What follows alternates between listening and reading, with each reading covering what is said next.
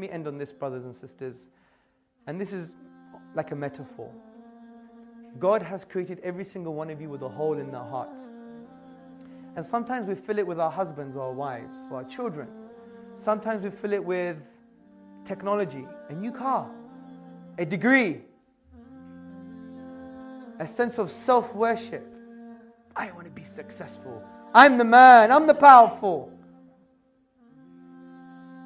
But when we do that, we have another hole in our heart. And another one, and another one.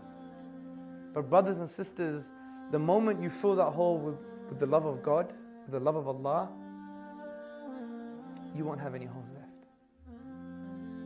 And you might be poor. You might have no dignity according to other people's perceptions.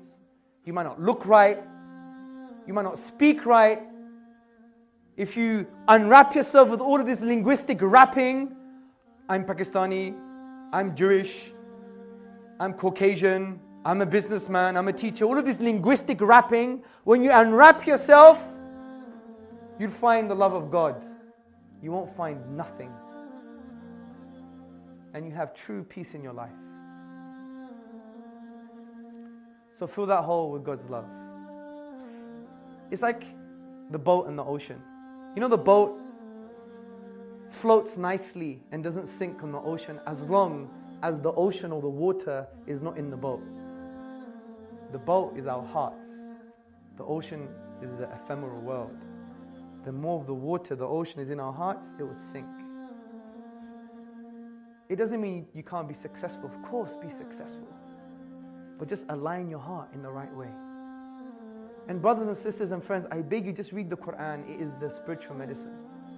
Because the Qur'an aims to break the ego. Because the ego is the barrier to divine love. It's as simple as that, people.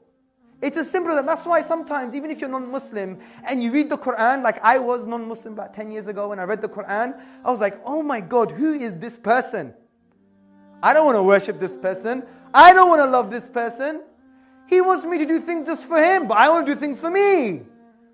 By God, someone told me before I was Muslim, in my living room, we don't do things for other people or ourselves or our ego. We do things for God. I felt sick in the toilet. I nearly felt sick. And that was my arrogance. The Qur'an was giving me the medicine. It was shaping me, because the Qur'an does this. It makes you wake up to reality and says, you think you're someone. You think you're self-sufficient. But you were nutfatin min maniyin. You were a drop of fluid from a drop of semen. If you have this on your hand, you'd be like, ugh. This should be in your photo album. That blob. Honestly, to break your ego. To break your ego. The Qur'an talks about birth and the cycle of life. You're a baby. You couldn't even keep your neck up. You couldn't even wipe your own backside. You couldn't even feed yourself, and you think you could take over the whole world? Arrogance. Arrogance. And the Qur'an also says, كُلُّ نَفْسٍ ذَائِقَةَ الْمَوْتِ. Every soul is going to taste death. You're going to become one buffet. You're going to meet your master. Be ready. It's so simple, brothers and sisters and friends. When you love the world, you lose real love. When you love Allah, you gain absolute love. God wants to liberate your minds. He wants to free you from this slavery and liberate your hearts.